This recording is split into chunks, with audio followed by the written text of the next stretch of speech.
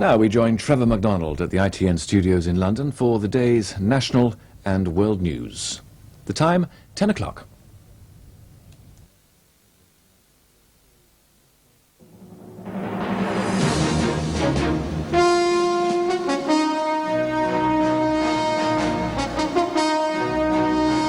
From the headquarters of ITN, News at 10 with Trevor McDonald.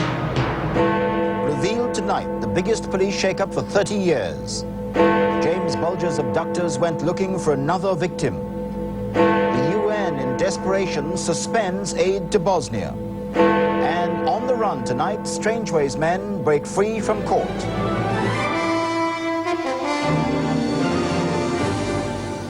Good evening. The government is planning the most radical shake-up of the police for decades. It will publish its proposals in a white paper next month. But ITN has learned that they'll include a big reduction in the number of police forces, many disappearing in mergers, and changes in the makeup of police authorities. They'll be taken out of local political control. Our chief political correspondent, Glyn Mathias, reports.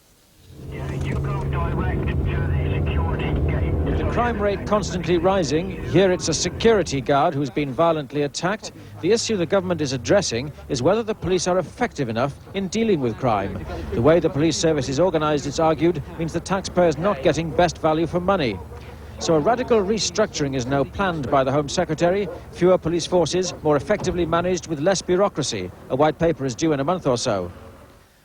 At present, there are 43 police forces in England and Wales. They'll be reduced to nearer 20 through a series of amalgamations. Two-thirds of members on police authorities are elected councillors. They'll be cut to less than half. Mr Clark wants more local businessmen instead. But for the first time in more than a century and a half, London will have its own police authority instead of being under the Home Secretary's direct control. Some MPs want the government to go further and establish a national police force. If we're now going to have a few more amalgamations, that'll get us through a few more years, but it won't solve any problems. It's simply ducking out. But the proposals coming from the Home Office could be the death knell for a small county force like Wiltshire, about 1,000 strong and the oldest surviving force. They doubt whether mergers would bring savings. They say the Wiltshire force is more cost-effective per man than the national average, and the detection rate is higher. If you look at costs, the small forces are invariably amongst the most economically run. If you look at elements of good practice, and the inspectorate every year examine every force and identify good practice, the small forces predominate. Delta Sierra 94 Delta. There's a parallel government inquiry into whether police pay could be made more flexible, less overtime and more reward for performance, and a streamlining of upper ranks. But it's the change in the nature of local accountability which will cause most controversy. In my view, the role of the police authority is fundamental to policing by consent. It's local accountability, and it's the loss of local accountability which I would deplore more than anything else. The Wiltshire force are keen to parade their history. The constable's uniform is from the last century. But the government believes there's no logic to the present pattern of police forces, and radical change is on the way. And Glyn Mathias joins us now from Westminster. Glyn, why is the government so determined to press ahead with these changes? Well, Trevor, what the Home Office are trying to do is to create larger police forces, which they say will be more efficient and run in a more business-like way. For instance, they want chief constables to have more decision-making powers over how best to run their forces. And they want stronger police authorities to match these larger forces. And they say locally elected councillors aren't necessarily the best people to do that job. And how will the Home Secretary cope with police criticisms? I imagine that the government will like to keep the police on their side, as it were. Well, the Association of Chief Police Officers are already concerned. They'd very much like to be consulted about all this. On top of that, of course, the Labour Party, amongst others, will enter into a big political battle with the government on the issue of local accountability, which they see being lost. Those in favour of the reform say you'll get a better police force at the end of it, and it's worth the hassle. Trevor. Glyn Mathias, thank you very much indeed. Liverpool police released the 12-year-old boy they arrested last night in connection with the murder of 2-year-old James Bulger. The teenager and his family have had to be rehoused because of violent threats against him. A police appeal for calm has been echoed today by the uncle of the dead boy. Our North of England correspondent Jonathan Munro reports. Tonight, the search for James Bulger's killers is apparently as open as ever. Now eliminated from the inquiry, all 3 juveniles arrested last night are free again. The three are among 20 or so people questioned by police. One of them was Sean Kelly, who's been ruled out and was brought in because of his resemblance to one of the apparent abductors. I was walking past Moss Lane police station and then they pulled me in because they thought that it was me on the photo, and then I just told them that I didn't know anything about it because I was wearing all black, so they just took me in. They just said, you know, we brought him in. He was walking past. He's not the first and he probably won't be the last. But, you know, we brought him in because he had the background, the outline of the fella on the photographs. Whoever did take James away from outside this butcher's may have been trying to attract other children. A witness in a neighbouring shop said her son was nearly enticed away by two youths. These two boys are of a similar description of those that we've already circulated to you, and the ladies described how they were quite deliberately trying to entice her two young children out into the public passageway area. That sighting was at 2:30, just over an hour before James disappeared. A security camera picks up the moment two boys took him away. Another camera records them apparently dragging James along a road. And later, a woman speaks to the boys near a reservoir. The last sighting is shortly afterwards in Walton. 2 days later, James's body is found by a railway line. Nowadays, no precaution is too great in Liverpool. A gesture of the city's outrage, which started as a handful of flowers, has now become a symbolic memorial. Even those too young to understand can apparently feel the grief. James's parents are being cared for by a woman constable. Obviously devastated, trying to keep themselves together. They're a very close family, a very close-knit family. They're getting a lot of support from the relatives. Tomorrow, the weekly local paper will hit the streets. It is, of course, dominated by the story of a little boy who should have had his whole life in front of him. Jonathan Munro, News at 10, Liverpool. 5 former Strangeways inmates on trial for the prison riot there 3 years ago are on the run tonight. They broke away from prison guards during an appearance at Manchester Crown Court. Howell Jones has that report. A tight police cordon around the Crown Court building in the centre of Manchester tonight as the search for the 5 escaped prisoners goes on. Among the men who overpowered prison officers in the court's remand cells, Alan Lord. The escaped men have all been on trial on charges arising out of the riots. That trial was due to end next week.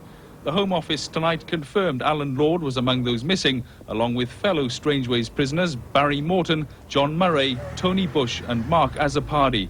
Their trial has been conducted under intense security, but it's believed that a police operation to keep the men in secure police cells, codenamed Operation Container, finished last week. The Home Office is describing this breakout as opportunistic, the act of 5 desperate men who saw their chance and took it. Nevertheless, the Director General of the Prison Service is taking it very seriously. He's ordered an inquiry into the breach of security that allowed 5 men to be on the run tonight. Howell Jones, News at 10, Manchester. The United Nations says it's had enough. It's suspending relief operations to Bosnia because it says the various sides in the fighting won't let them do their job. That means no more convoys for the time being and no more flights into Sarajevo airport. Their peacekeeping duties won't be affected. This report by Caroline Kerr contains some disturbing scenes. Today, the Serbs attempted to justify their refusal to allow relief supplies to the Muslims. On a hillside in eastern Bosnia, they uncovered what they described as a mass grave of men, women, children and old people. All the bodies we saw appeared to be those of soldiers.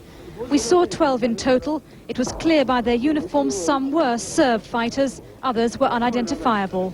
That atrocities were committed here is not in question, but the identity of those who were killed and of those who killed them is almost impossible to verify.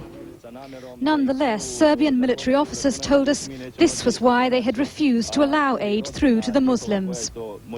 As the UNHCR decided the situation was now impossible, we saw one village relief convoys had been trying to get to since Sunday.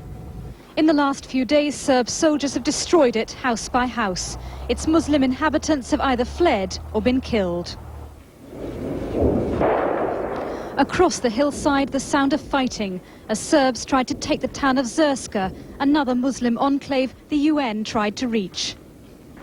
In one of the most cruel ironies of this war, Muslims who have waited in vain for UN supplies have now started arriving on the outskirts of Sarajevo to seek refuge there. But inside the city there has been renewed shelling as Serbs try to capture one final suburb, and already hunger is rife. In such desperate conditions, the leader of the Bosnian Muslims questioned whether the UNHCR had the right to halt its relief operation.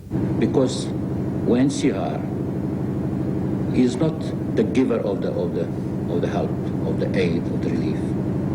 The givers are the countries who gave the money for that. But after 4 days of stalemate, the UNHCR said they had no choice. All parties have made a mockery of UNHCR's efforts to attempt to get assistance to those most in need. I think the level of frustration has reached a point where this is our final decision. Tonight, while the relief convoys returned to barracks and the politicians continued to argue, thousands will have given up their last hope of survival. Caroline Kerr, News at 10, Bosnia.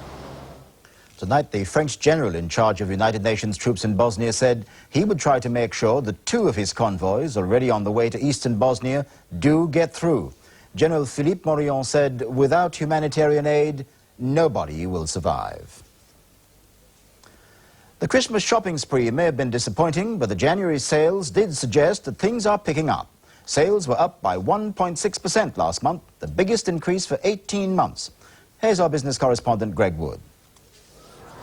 The stores slashed their prices in the winter sales and the shoppers flocked in. Retailers claim that sales have held up well since then, but high debts and the fear of unemployment mean the sort of increase seen last month is still the exception, not the rule. The government thinks high street sales are signalling recovery. Over the past 12 months, they've been on a gradual upward trend and are now showing their biggest yearly increase since 1989. The Chancellor, again breaking traditional pre-budget silence, said the figures were good for recovery, but once more ruled out lower interest rates. I said last week that interest rates, in my opinion, on the basis of the information that I have, are at a suitable level, both to keep inflation down, which is my paramount objective, but they are also consistent with recovery, and I do not have further reductions in mind.